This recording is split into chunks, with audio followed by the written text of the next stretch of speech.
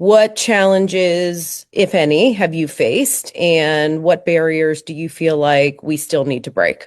It's definitely, as much as the industry's changing and for the better, it's still very much a boys' club.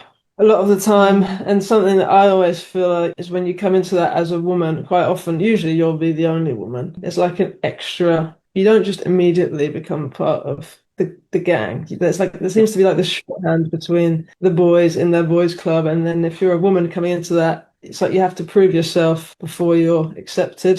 Quite Mm. often people say you used to say stuff to me and they mean it as a compliment, but they say something like, "Oh, I thought you were going to be shit, but you're actually all right," sort of thing. So yeah, I think it's that you have to sort of prove yourself before being accepted a lot of the Mm. time, rather than just being automatically accepted.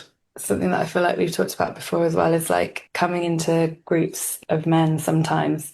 Like I've had the experience of, I don't know, they'll say something that's sexist Mhm. and then they'll say something along the lines of, oh, sorry, I didn't realize you were here. Okay, so not only do I then have to be the person that like is on the receiving end of the sexism, but you're making me like the sexism police. And I'll just say things like, you say what you think is right. If you think it's okay to say that, whether I'm here, like that should be whether I'm here or not. I know that actually in the past, especially when I was like younger, actually I've just said nothing because it's Yeah. just, you already feel a bit on the back foot. You feel like you don't want to be the person that's the problem, even though of course you're not. But it makes it hard to respond to things like that.